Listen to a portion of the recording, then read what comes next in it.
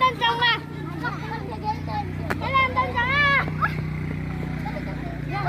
Bắt từ cái tao chó bắt từ xa. Gọi đi.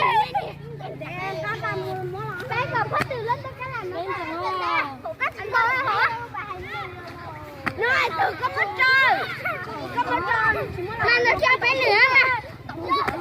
Nó bắt từ đó. Mà tới giờ bắt ta cái hay à. Cái chưa cho non từ củ lói. Từ đó các bạn cũng nói sao?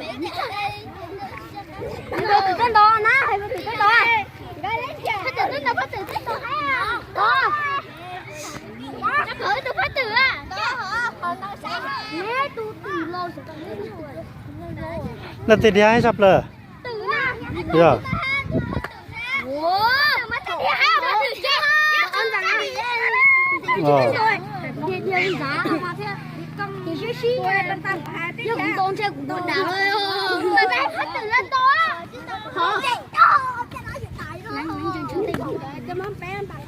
họ đi họ nó cả tóc cũng đã họ Giờ bê tê à. đón ra chốc chống nghèo lúc nào các bồ để như chiếc quần nhấp hồ cũng ơi bây giờ chiều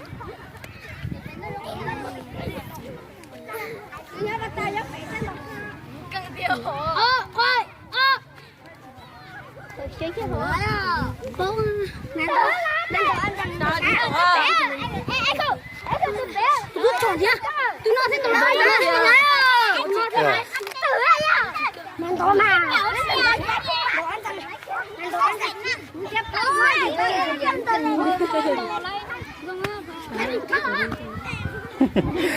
chỉ muốn rõ cho đi tao à điện tàu thi hử sao hả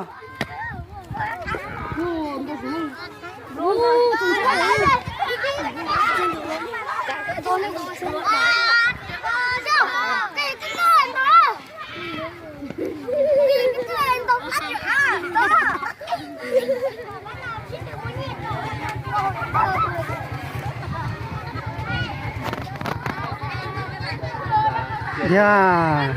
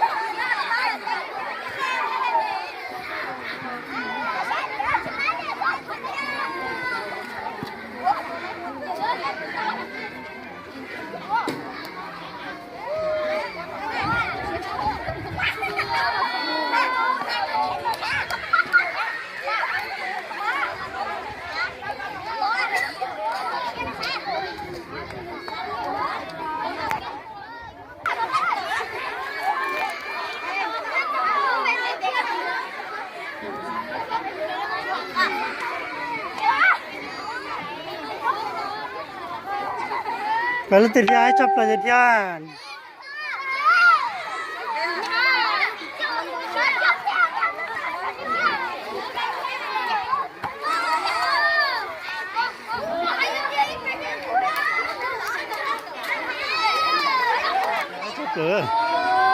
Oh, ada dia.